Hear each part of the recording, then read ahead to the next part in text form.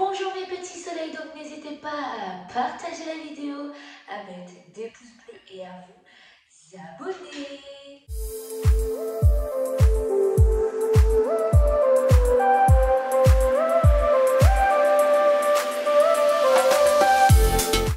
Alors aujourd'hui les amis, c'est une petite vidéo où j'ai décidé de vous parler d'un sujet qui est pour moi très important, l'harcèlement. C'est-à-dire l'harcèlement. Et je vous parler de mon expérience, parce que j'ai vécu de l'harcèlement au collège, sur les réseaux sociaux, et après j'ai revécu encore de l'harcèlement au lycée. Déjà pour commencer, pourquoi j'ai vécu l'harcèlement, sur quoi les gens me jugeaient, sur beaucoup de choses. Déjà, premier point, le fait que je chantais, et à l'époque, c'était vraiment mal, c'était vraiment la cata, et du coup je postais ça sur les réseaux sociaux, donc les gens, c'était beaucoup plus simple de se moquer de moi. Et au collège, les gens sont tombés plusieurs fois sur ces vidéos où je chantais. Et il y a ça et le fait que j'ai des difficultés scolaires au niveau de l'écriture, de la compréhension des textes et tout. Je sais lire, mais j'ai du mal à comprendre et tout. Et vu que j'étais dans une classe assez spécialisée qui s'appelle KILS à l'époque quand je suis rentrée, et après ça s'appelait Ulysse, si je ne me trompe pas. Et c'est une classe spécialisée pour les personnes en situation d'handicap. Et moi, j'étais dans cette classe-là, où cette classe-là, ça se passait super bien, j'avais aucun problème avec les gens de ma classe parce qu'ils étaient compréhensifs. On avait même à peu près les mêmes handicaps, on avait quasiment les mêmes symptômes, à quelques trucs près. Donc du coup, en fait, on se comprenait, on parlait beaucoup ensemble, et ça, c'était trop bien. Mais on avait des cours inclusion. Donc pour ceux qui ne connaissent pas les cours inclusion, c'est de faire certains cours avec une autre classe qui n'est pas la tienne, qui est une autre classe avec d'autres élèves qui est considérée normale, même si je déteste ce mot-là, mais vous avez compris qu'ils n'ont pas d'handicap ou pas de choses en particulier.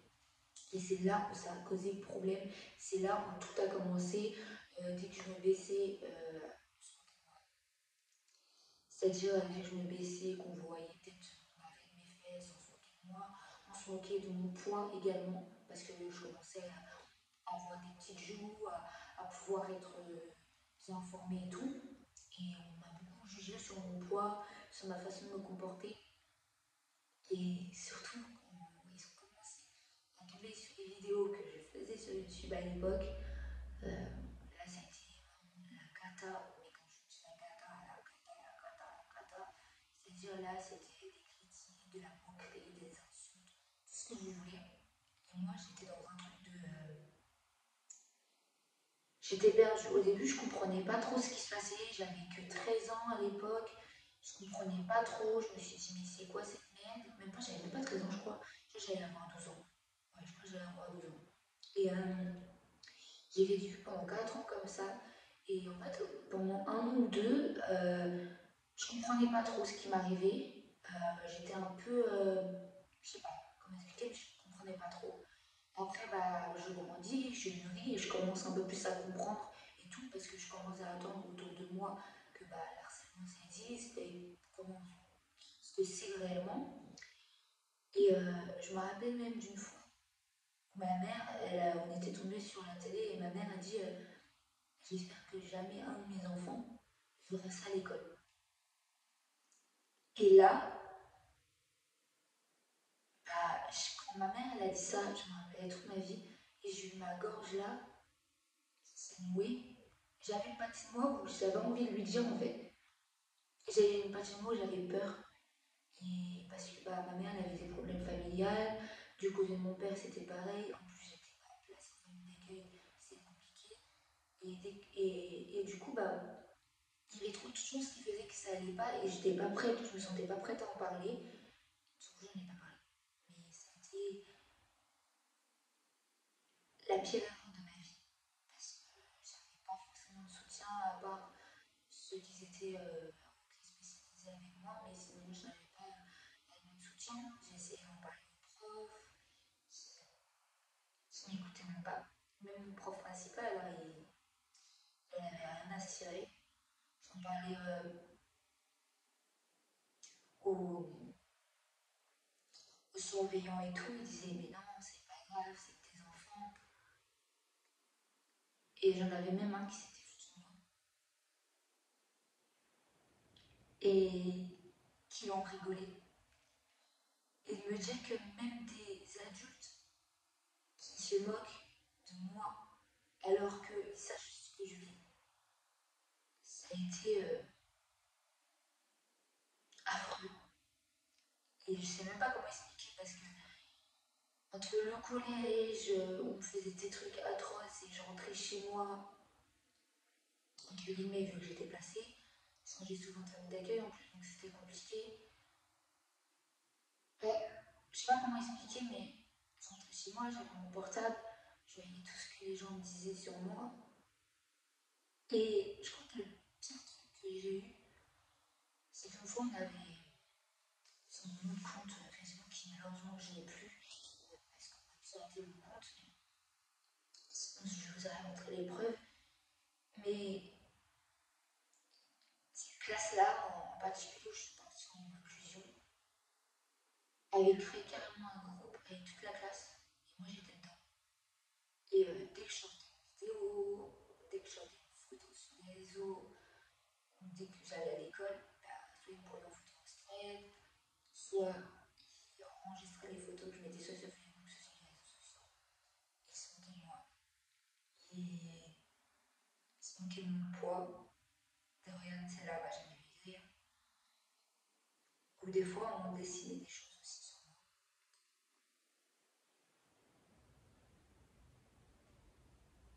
Genre, on dessinait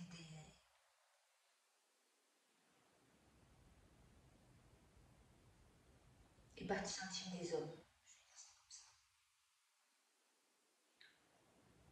Et on m'a insulté le pu. Parce que, bah, à l'époque, je prenais soin de moi. Et je me maquillais beaucoup plus que je me maquille là.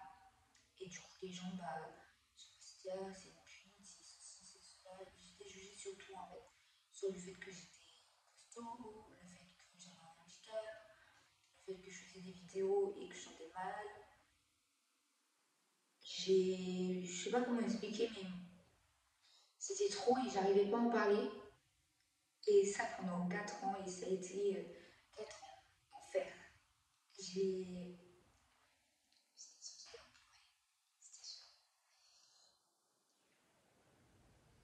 Je leur en ai beaucoup voulu parce que j'ai fini par leur céder d'arrêter les réseaux sociaux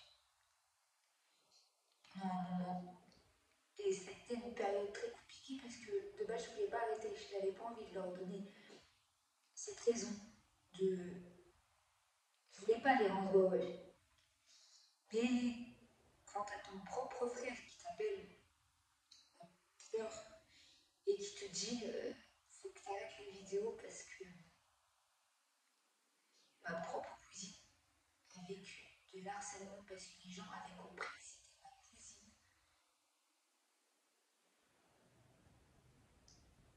Là, ça a été.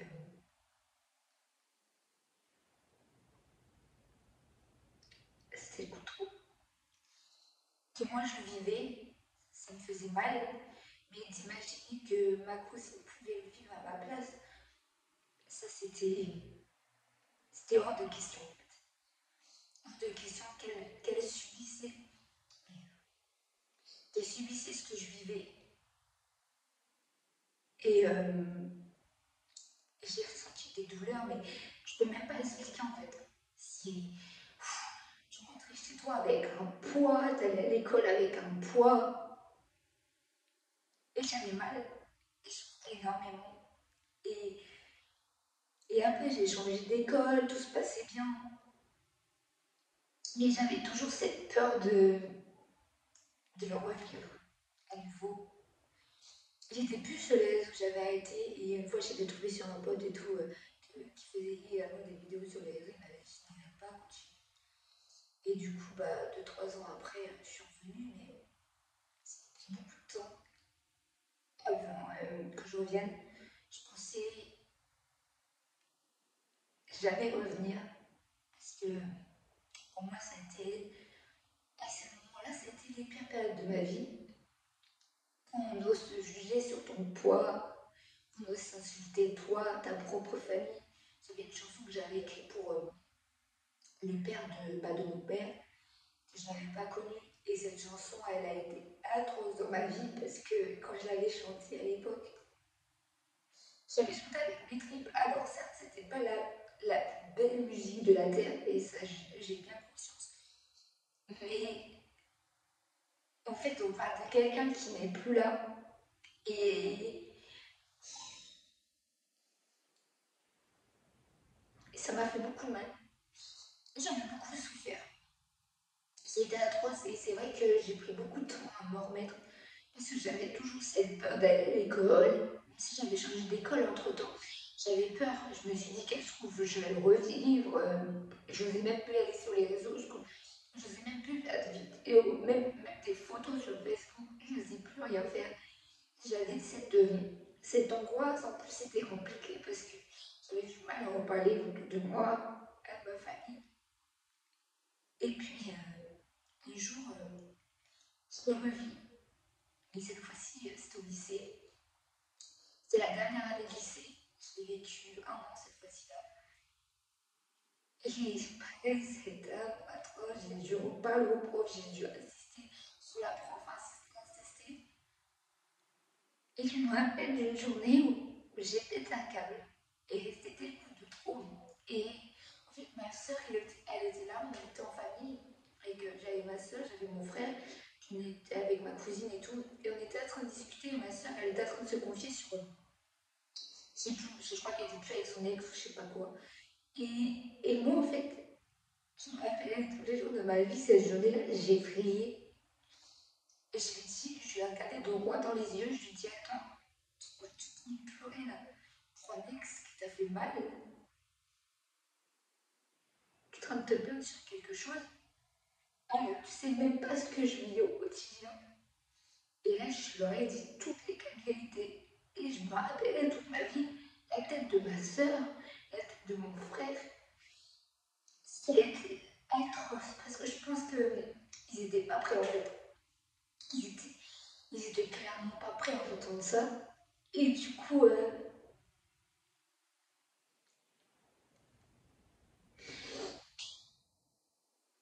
j'en ai beaucoup voulu. Parce que j'aurais préféré leur annoncer autrement. Et c'est atroce parce que après mon frère voulait que j'en parle à ma mère, mais moi je voulais lui parler en vrai et pas au téléphone. Sauf que bah, ma mère elle a fini par comprendre qu'il y avait un truc qui allait pas. Et du coup, quand j'ai dit à ma mère et que je lui ai dit droit dans les yeux, pendant 4 ans, j'ai subi le harcèlement à l'école, sur les réseaux sociaux. J'ai tout expliqué. Et après, j'ai expliqué que pendant 2 ans, ça a été parce que j'ai tout se passait bien. Et là, je le revivais. Là, ma mère, elle a eu un amour inconditionnel. Elle m'a donné cette force de pouvoir me battre et de pouvoir rien lâcher. Même si vous avez des passions dans votre vie, que ce soit YouTube, que ce soit le chant, lâchez pas, croyez en vos rêves. Et je n'avais pas parlé parce que j'avais cette peur de faire souffrir ma mère. Et je sentais qu'elle avait une douleur affreuse de me sentir mal. Mais en même temps, avec un amour tellement, elle m'a soutenue dans ces moments-là. Au moment où je n'avais plus force, où c'était trop pour moi. Je souffrais trop à l'intérieur de moi. Bah, cette fois-ci, on s'est battu. Et j'ai réussi à avoir mon diplôme. Je ne sais même pas comment j'ai réussi à avoir mon diplôme. Parce que à la fin, pour vous dire que j'allais même plus en cours. Parce que j'avais peur d'aller en cours. J'y allais plus. Je sais que les cours, le seul moment où j'allais en cours, c'est quand j'avais des contrôles. Et je ne sais même pas, et je me demande encore pourquoi. Je n'arrive pas à comprendre comment j'ai eu mon diplôme. Parce que, comme je disais à la fin, j'y allais, mais que pour les contrôles. Et quand il n'y en avait plus, bah, je rentrais chez moi. Et je me rappelle de cette fois où j'étais dans ma chambre où je pleurais les larmes de mon corps. J'avais l'impression que personne ne me comprenait. Et là, quand j'ai eu le soutien de ma propre famille, mes frères et sœurs, ma mère, même ma mamie, et ben là, je commençais à avoir une force en moi pour me battre et pour pouvoir réussir en fait, à un moment donné à dire stop, stop, c'est trop, stop, je souffre trop, stop, on comprend pas ma douleur. Et du coup, ce que j'ai fait, j'en ai reparlé à ma prof, elle voulait pas m'écouter et je voyais une psychologue. Faut pas avoir honte d'aller voir une quand on en a besoin. Et c'était la seule où j'ai réussi à me confier réellement. Et elle a fait un geste, jamais assez, jamais assez, jamais assez pour le geste qu'elle a fait. Elle a écrit une lettre qu'elle a envoyée à ma directrice. Et ça a été la plus belle preuve pour moi. Parce que j'arrivais tellement pas à m'exprimer, tellement pas à dire ce que je vivais et ma douleur, à tout ce que je ressentais. Parce que quand j'avais vécu au lycée, bah, forcément ça me faisait rappeler les choses que j'avais vécues au collège. Pour vous dire, même au collège, quelque chose que je ne vous ai pas dit, mais bah, on disait le déci et le fessier, ça aussi ça m'avait beaucoup traumatisé. Et ça m'a beaucoup traumatisé même au lycée, quand je l'ai revécu et tout, j'ai pensé à tous ces moments-là que j'avais vécu au collège et j'avais peur de revivre ce que j'ai vécu au collège, au lycée. Et quand j'en ai parlé de tout ça, je me suis tout livrée à, à ma psy et qu'elle a tout mis sur la lettre. Et ben, 3-4 jours après qu'ils ont reçu la lettre, la directrice m'a convoquée. Et elle m'a dit non, moi j'ai reçu la lettre. Et là, elle m'a tapé dans les yeux et elle m'a dit explique-moi tout. Et pour une fois, j'avais l'impression qu'on était enfin prêt à m'écouter. Et du coup, je l'ai regardée et je suis trop balancée. Ce que j'ai vécu au collège, ce que j'ai vécu au lycée et tout, ce que j'étais en train de vivre. Et à un moment donné, elle m'a regardé dans les yeux et elle m'a dit Laura, tu vas t'en sortir, je te promets qu'il ne va pas s'arrêter comme ça. T'as trop fait du mal au collège, mais j'ai pas envie qu'on te le refasse au lycée. Au collège, t'as pas réussi à te battre, mais au lycée, tu vas y arriver. Donc j'avais le soutien de ma mère, j'avais le soutien de mes amis, j'avais le soutien de mes frères et sœurs. J'ai eu le soutien vraiment de toute ma famille et donc la directrice qui cette fois-ci était là avec moi, même ma prof principale qui au début avait du mal à y croire était avec moi. Et là j'avais une force de me battre, mais malheureusement il m'est resté beaucoup de séquelles parce que bah, je me suis sortie la deuxième fois. Et mais il m'est resté beaucoup de séquelles parce qu'après j'ai changé de lycée, j'ai voulu passer un autre diplôme. Et là, j'ai pas réussi à aller jusqu'au bout parce que bah, je voyais, à chaque fois que j'allais à l'école, bah, je repensais à ça. Et à cause de ça, j'ai attrapé une phobie scolaire. Et là, ça a été atroce. Et c'est vrai que c'est compliqué parce que moi, j'adorais la cuisine, j'adore cuisiner, c'est ma passion et j'adore faire ça, c'est surtout dans les écoles et tout. Et du coup, au jour d'aujourd'hui, j'arrive plus à aller dans une école. Et du coup, bah, mon métier, je dois un peu l'oublier à cause de ça. Alors pourtant, j'adore la cuisine, je peux cuisiner à la maison et tout. Et dans un restaurant, je ne sens pas parce que vu mon caractère, ça passera pas. Et puis, bah, malheureusement, pour mon handicap, ça va trop vite. Il y a beaucoup trop de lectures et tout, c'est pas possible. Mais ce que je veux dire, c'est que à cause de tout ça, bah, ce métier-là, je ne pouvais pas le faire. Et j'espère maintenant que vous avez pu comprendre que quand vous vivez de l'harcèlement, il faut en parler. Parce que quand on ne parle pas, t'as cette peur, c'est qu'à un moment donné, émotionnellement, soit tu vas craquer, tu vas faire une connerie, ou soit tu vas être comme moi, tu vas être fort pendant des années, mais à un moment donné, tu vas péter un câble et tu vas envoyer chez ta famille. Et ensuite, tu vas t'en vouloir. Et il me restera toujours malheureusement des séquelles de ça. Par exemple, quand je vais à l'école, si je vais dans une école ou quoi que ce soit, et je pense que même si un jour j'ai des enfants, c'est quelque chose qui me fera énormément peur à l'avenir. Et ça, je le sais. Et ça, je le sais parce que déjà, quand je vois mes nièces, mon neveu, ma nièce à l'école, c'est quelque chose qui me fait peur. Et quand j'allume les informations et que je vois les tonnes d'enfants qui ont vécu harcèlement, les amis, et quand je vois tout ce qui s'est passé, là, si je vous en parle, c'est parce que j'ai cette force de l'enfant de pouvoir vous en parler. Et il fallait que je vous en parle, je trouve que c'est important. Et comme je pense que vous m'avez déjà vu peut-être physiquement. Mais ce que je veux dire, c'est que je vois, là, ces derniers temps, j'ai vu tant de trucs avec des enfants qui se sont suicidés à cause de ça. Et je me dis, moi, j'ai eu cette chance d'avancer à me battre. Je ne sais même pas comment j'ai réussi. Hein. Je vous le dis clairement. Je ne sais même pas comment j'ai réussi pendant 4 ans à ne rien dire, à garder ça pour moi, à souffrir en silence. Je ne sais pas comment vous dire, mais je vous jure que d'en parler, c'est quelque chose de soulageant. Ça fait mal parce qu'on a peur, on a peur que toutes les menaces qu'ils nous mettent à discussion, comme ils disaient, oui, tu vas voir que si tu portes plainte, je vais te taper dessus, nanana, si tu te tapes pas, je vais taper dessus, nanana. C'est quelque chose qu'on a peur, on vit avec la peur, on a la peur au ventre. Et ça, je peux comprendre, mais je vous jure que d'avoir des vraies personnes à qui tu as confiance et à qui tu te confies et qui sont là pour toi, et là, ça qui est rien fou.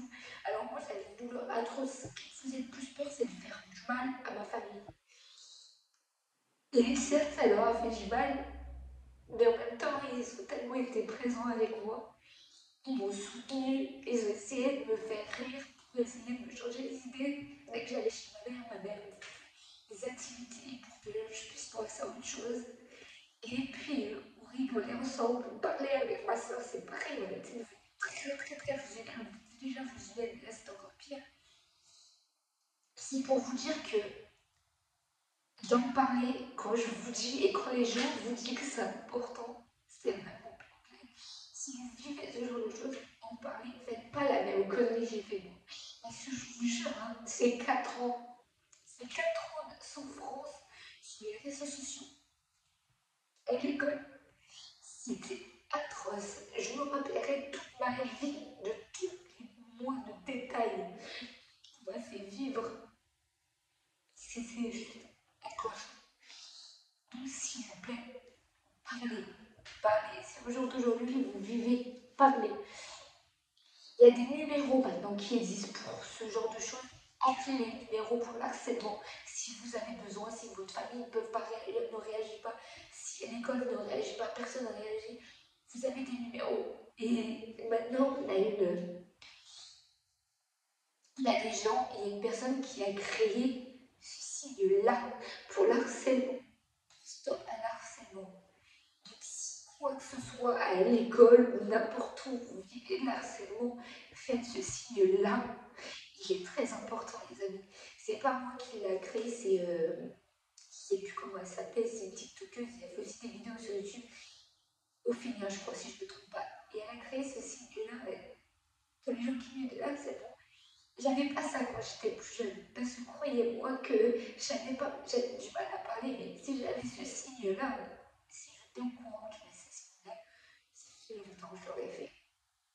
Donc, n'hésitez pas à en parler, c'est très important. Voilà, je voulais vous parler de tout ça et en vrai, j'ai été sincère avec vous. Je vous ai dit tout ce que je ressentais à l'intérieur de moi. Je ne vais pas être plus au naturel parce que j'ai même pas eu de coupure sur la vidéo, il n'y aura même quasiment pas de montage. Voilà, mais n'hésitez pas à partager la vidéo, à mettre des pouces bleus et à parler